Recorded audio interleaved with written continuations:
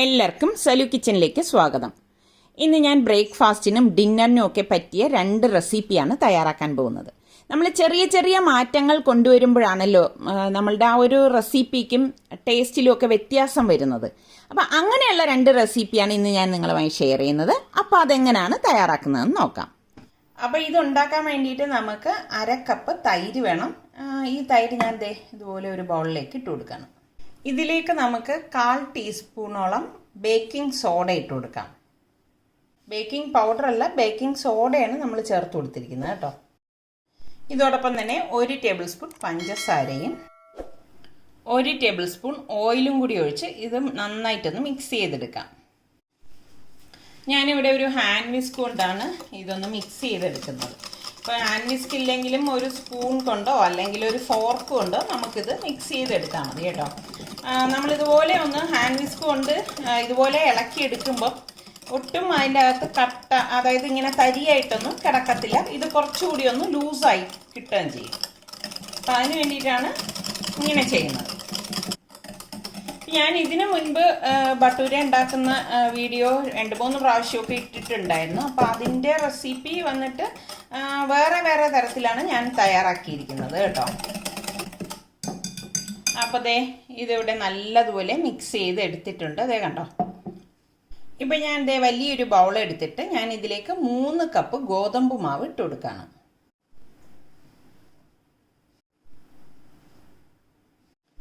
അപ്പോൾ ഇതിലേക്ക് ഞാൻ 1/2 കപ്പ് റവ എടുത്തിട്ടുണ്ട്. റവയും കൂടി ഇതിലേക്ക് ഇട്ട് കൊടുക്കാം.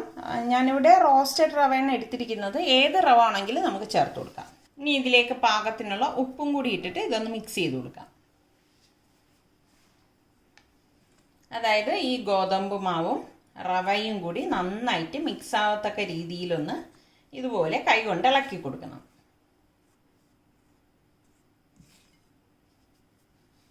ഇനി നമ്മൾ ഇതിലേക്ക് ഈ മിക്സ് ചെയ്ത് വെച്ചിരിക്കുന്ന തൈരിൻ്റെ കൂട്ടുണ്ടല്ലോ, അത് ഫുള്ളായിട്ട് ഇതിലേക്ക് ഇട്ടിട്ട് നല്ലതുപോലെ ഒന്ന് മിക്സ് ചെയ്ത് കൊടുക്കാം. കൈകൊണ്ട് തന്നെ മിക്സ് ചെയ്തെടുക്കണേ. അതായത് നമ്മൾ ഈ പുട്ടിനൊക്കെ പൊടി നനയ്ക്കത്തില്ലേ, അതുപോലെ ഇതുപോലെ എല്ലാം കൂട്ടിയിട്ട് നല്ലതുപോലെ ഒന്ന് യോജിപ്പിച്ചെടുക്കാം. അപ്പോൾ ഈ സമയത്ത് നമ്മൾ വെള്ളം ചേർക്കത്തില്ല. ഇത് നല്ലതുപോലെ എല്ലാം മിക്സ് ചെയ്ത ശേഷം മാത്രമേ നമ്മൾ വെള്ളം ഇതിലേക്ക് ചേർക്കത്തുള്ളൂ. അപ്പോൾ ഇതിലേക്ക് ഞാനിവിടെ നമ്മൾ എടുത്ത അതേ കപ്പിൽ തന്നെ 1 കപ്പ് വെള്ളം എടുത്തിട്ടുണ്ട്. അപ്പോൾ അത് കുറേശ്ശെ ഒഴിച്ചിട്ട് കുഴച്ചു കൊടുത്ത് നോക്കാം. കുഴച്ചു കൊടുത്ത ശേഷം ഞാൻ പറയാം ഞാൻ എത്ര വെള്ളമാണ് ഇതിലേക്ക് ചേർത്തതെന്ന്.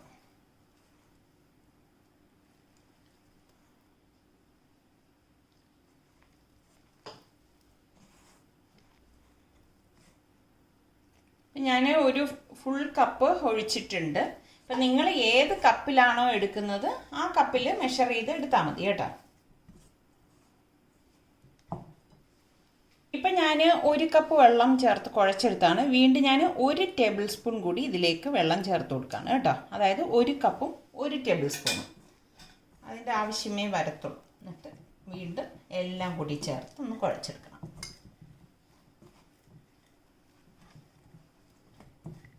ഇത്രയും മതിയാവും.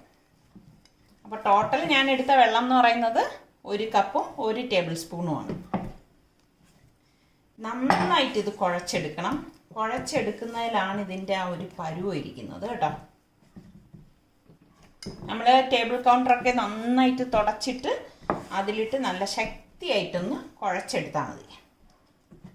അപ്പം ഇതിവിടെ നന്നായിട്ട് കുഴച്ചെടുത്തിട്ടുണ്ട്. കുഴച്ചെടുക്കുമ്പോൾ തന്നെ അറിയാം നല്ല സോഫ്റ്റായിട്ടാണ് വന്നിരിക്കുന്നത്. അപ്പം ഇതുപോലെ നമ്മളിത് കുഴച്ചെടുക്കണം. കുഴച്ചെടുത്തിട്ട് നമ്മളിത് 1/2 മണിക്കൂർ റെസ്റ്റ് ചെയ്യാൻ വെക്കണം. അത് മസ്റ്റായിട്ട് ചെയ്യണം കേട്ടോ. 1/2 മണിക്കൂർ റെസ്റ്റ് ചെയ്യാൻ വെച്ച ശേഷം മാത്രമേ നമ്മളിത് പരത്തി ഫ്രൈ ചെയ്തെടുക്കാവൂ. അപ്പം ഞാനിത് അടച്ച് 1/2 മണിക്കൂർ മാറ്റി വെക്കുവാണ്. അപ്പം മാവ് കുഴച്ച് വയ്ക്കുന്ന ആ ഒരു 1/2 മണിക്കൂർ കൊണ്ട് നമുക്ക് ഇതിലേക്കുള്ള കറി തയ്യാറാക്കാം. അപ്പോൾ ഇത് കണ്ടോ, ഇത് സെലറിയാണ്. അപ്പോൾ സെലറി ചീത്താകാതിരിക്കാൻ വേണ്ടിയിട്ട്, സെലറിയൊക്കെ പെട്ടെന്ന് നമുക്ക് ചീത്തായി പോകും. അപ്പോൾ ഞാനെങ്ങനെയാണെന്ന് വെച്ചാൽ സെലറി നന്നായിട്ട് കഴുകിയ ശേഷം ഒന്ന് കട്ട് ചെയ്തിട്ട് ഇതുപോലെ ഒരു കവറിലിട്ടിട്ട് ഫ്രീസറിൽ സൂക്ഷിക്കുകയാണ് ചെയ്യണത്. അപ്പോൾ കണ്ടോ, ഇതുപോലെ കിട്ടും. അപ്പോൾ ഇങ്ങനെയാണ് ഞാൻ ചെയ്യുന്നത്. അപ്പോൾ ഒന്ന് ചീത്താവോ ഒന്നും ചെയ്യത്തില്ല കേട്ടോ. അപ്പോൾ നമുക്കിത് ഇത്രയും സെലറി വേണം. അത് ഞാൻ എടുത്ത് വെച്ചിട്ടുണ്ട്. ഇതൊന്ന് ചെറുതായിട്ട് കട്ട് ചെയ്തെടുക്കുവേ. ഇതുപോലെ ചെറുതായിട്ടൊന്ന് കട്ട് ചെയ്തെടുക്കാം.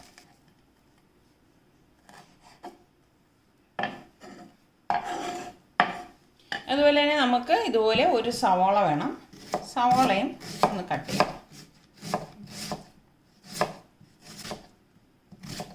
ബട്ടൂര എന്ന് പറയുമ്പോൾ നമ്മളെപ്പോഴും ബട്ടൂരയ്ക്ക് കോമ്പിനേഷൻ എപ്പോഴും ചന മസാലയാണ് അല്ലേ, അതായത് കടല.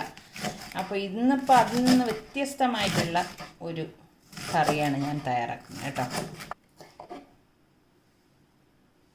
പാൻ ചൂടാകുമ്പോഴേക്ക് 2 ടേബിൾ സ്പൂൺ ഓയിൽ ഒഴിച്ചു കൊടുക്കാം. ഇതിലേക്ക് നമുക്ക് ഈ അരിഞ്ഞു വെച്ചിരിക്കുന്ന സവാള ഇട്ട് വഴറ്റി കൊടുക്കാം.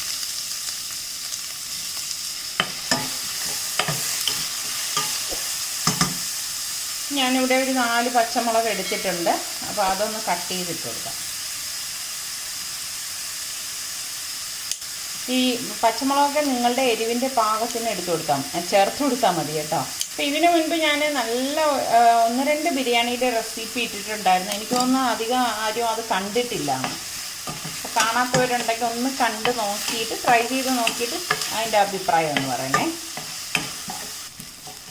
അപ്പോൾ ഉള്ളി ഇതുപോലെ ഒന്ന് വഴണ്ട് വരുന്ന ആ ഒരു സമയത്ത് ഞാനിവിടെ 1 ക്യാരറ്റും 1/2 cup green peas, frozen green പീസാണ് എടുത്തിരിക്കുന്നത്.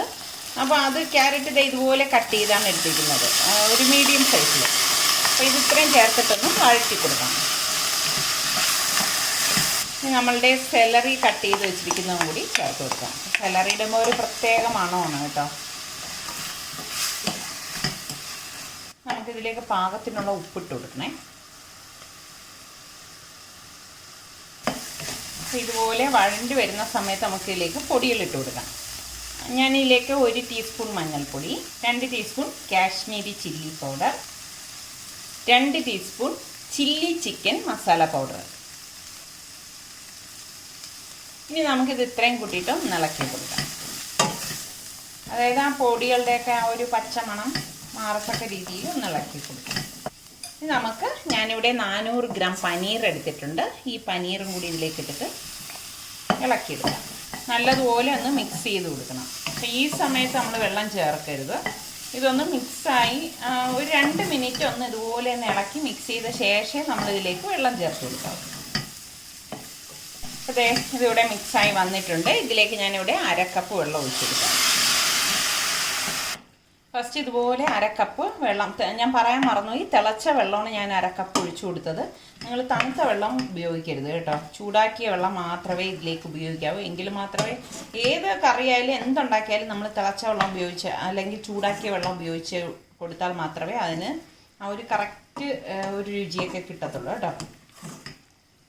അപ്പോൾ നമ്മൾ ഒഴിച്ച വെള്ളമൊക്കെ ഇവിടെ കണ്ടോ മിക്സായി വന്നിട്ടുണ്ട്. അതുകൊണ്ടാണ് ആദ്യം നമ്മൾ 1/2 കപ്പ് വെള്ളം ഒഴിച്ചു കൊടുക്കുന്നത്. അപ്പോൾ അത് നല്ലതുപോലെ യോജിപ്പിച്ച ശേഷം മാത്രമേ ഇനി നമ്മളിതിലേക്ക് വെള്ളം ചേർത്ത് കൊടുക്കുള്ളൂ. അപ്പോൾ ഇങ്ങനെ കഴിക്കാൻ ഇഷ്ടമുള്ളവർക്ക് ഈ രീതിയിലും എടുക്കാം കേട്ടോ. അതല്ല കുറച്ചുകൂടി ഗ്രേവി വേണം എന്നുള്ളവർക്ക് കുറച്ചുകൂടി നമുക്ക് ഇതിലേക്ക് വെള്ളം ചേർത്ത് കൊടുക്കണം. അത് ആദ്യമേ ചേർത്ത് കൊടുക്കത്തില്ല. ഞാൻ നേരത്തെ പറഞ്ഞതുപോലെ 1/2 കപ്പ് ചേർത്ത് കൊടുത്ത് മിക്സ് ചെയ്ത ശേഷം മാത്രമേ നമ്മൾ ഇതിലേക്ക് വെള്ളം ചേർക്കൂ. അപ്പോൾ ഞാൻ വീണ്ടും 1/2 കപ്പ് തിളച്ച വെള്ളം ഒഴിച്ചു കൊടുക്കണം.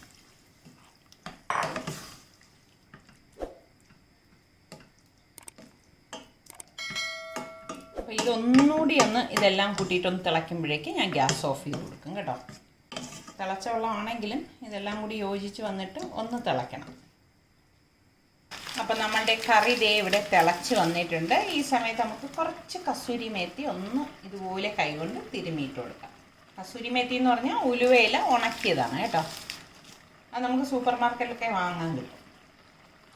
അപ്പോൾ ഇത്രയേ ഉള്ളൂ, നമ്മളുടെ ബട്ടൂരയുടെ പനീർ ആൻഡ് വെജിറ്റബിൾ കറിയുടെ റെഡി ആയിട്ടുണ്ട്. അപ്പോൾ ഞാൻ ഗ്യാസ് ഓഫ് ചെയ്ത് മാറ്റി വെക്കണം. അപ്പോൾ നമുക്കിനി ബട്ടൂര തയ്യാറാക്കാം. ഇതിപ്പോൾ 1/2 മണിക്കൂർ കഴിഞ്ഞിട്ടുണ്ട്.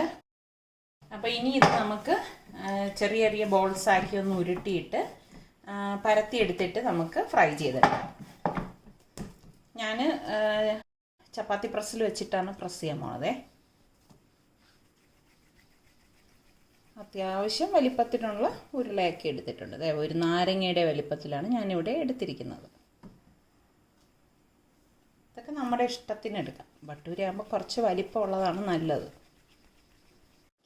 ഞാനിങ്ങനെയാണ് ചപ്പാത്തി പ്രസ്സിൻ്റെ പുറത്ത് ഇതുപോലെ ഒരു ഓയിലിൻ്റെ വല്ലതും കവർ ഇതുപോലെ വെച്ച് കൊടുക്കും കേട്ടോ. എന്നിട്ടാണിത് നമ്മൾ ഇതിൽ വെച്ചിട്ട് പരത്തിയെടുക്കുന്നത്. ഓരോരുത്തർക്കും ഓരോ സൗകര്യങ്ങളല്ലേ, നിങ്ങളുടെ സൗകര്യത്തിനനുസരിച്ച് ചെയ്തെടുത്താൽ മതി. അപ്പോൾ നമ്മൾ വെച്ചിട്ട് പ്രസ് ചെയ്ത് കൊടുക്കും. ഇതുപോലെ വേണം പരത്തിയെടുക്കാൻ. ഒരെണ്ണം കൂടെ കാണിച്ചു തരാം.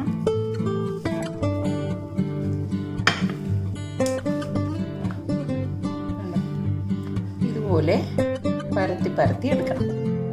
നമുക്ക് ഞാനിവിടെ ഒരു കാസ്റ്റ് അയണിൻ്റെ പാൻ എടുത്തിട്ടുണ്ട്. ഇതിലേക്ക് നമുക്ക് ഓയിൽ ഒഴിച്ചു കൊടുക്കാം. അപ്പോൾ അതേ എണ്ണ ചൂടായിട്ടുണ്ട്. അപ്പോൾ നമുക്ക് ഈ പരത്തി വെച്ചിരിക്കുന്ന, അതായത് ഞാൻ പ്രസ്സിലാണ് പ്രസ് ചെയ്ത് വെച്ചിരിക്കുന്ന മാവ് ഇട്ട് കൊടുക്കാം.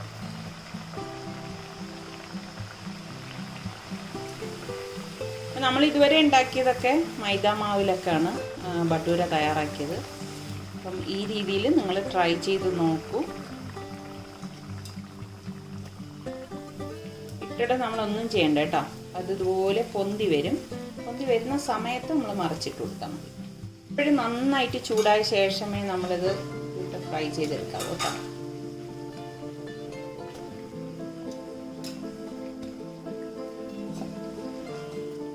ഇത്രയേ ഉള്ളൂ. നമ്മളുടെ ഈ ബട്ടൂര ഇവിടെ റെഡി ആയിട്ടുണ്ട് കേട്ടോ. ശരിക്കും പറഞ്ഞാൽ നമ്മൾ ഹോട്ടലിൽ നിന്നൊക്കെ വാങ്ങിച്ച് കഴിക്കുന്ന ആ ഒരു ബട്ടൂരയുടെ ടെക്സ്ചറാണ്, ടേസ്റ്റാണ്. അപ്പോൾ ട്രൈ ചെയ്യാത്തവരൊക്കെ ട്രൈ ചെയ്ത് നോക്കണേ. അപ്പോൾ ഇത് റെഡിയാവാനുള്ള ട്രിക്ക് ഞാൻ പറഞ്ഞുതരാം. നമ്മൾ ഇത് എണ്ണയിലേക്ക് ഇട്ട് കഴിഞ്ഞിട്ട് അതിനെ അങ്ങ് വിടണം. അത് തന്നെ മുങ്ങിയിട്ട് പൊങ്ങി വരും കേട്ടോ. ഇത് കണ്ടോ, തനിയെ പൊങ്ങി വരും. ഇതുപോലെ പൊങ്ങി വരുന്ന ഒരു സമയത്ത് വേണം നമ്മളിതിനെ മറിച്ചിട്ട് കൊടുക്കാനായിട്ട്. കണ്ടോ, താനെ പൊന്തി വരും. എന്നിട്ട് നമ്മൾ ഇതുപോലെ ഇട്ട് കൊടുക്കണം. എണ്ണ നല്ല ചൂടായിരിക്കണം, എങ്കിൽ മാത്രമേ നമുക്ക് കറക്റ്റ് പരുവത്തിന് കിട്ടത്തുള്ളൂ. പിന്നെ ഒരുപാട് നേരം അങ്ങ് എണ്ണയിലേക്ക് ഇട്ടേക്കരുത്. അങ്ങനെ 1-2 കാര്യങ്ങളൊക്കെ ശ്രദ്ധിക്കുകയാണെങ്കിൽ അടിപൊളി ബട്ടൂര നമുക്ക് തയ്യാറാക്കിയെടുക്കാം കേട്ടോ.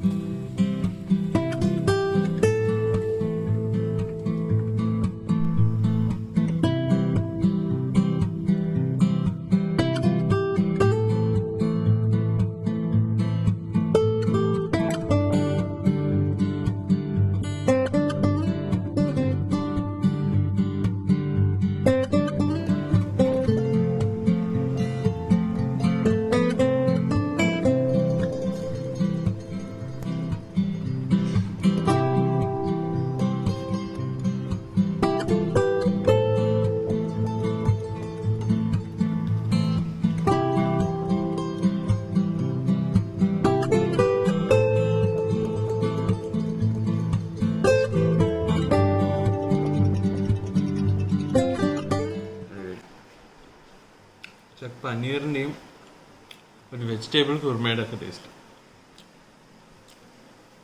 ഇപ്പം ഉമ്മ വന്നിട്ട് പറയും വെജിറ്റബിൾ കുർമ തന്നെ.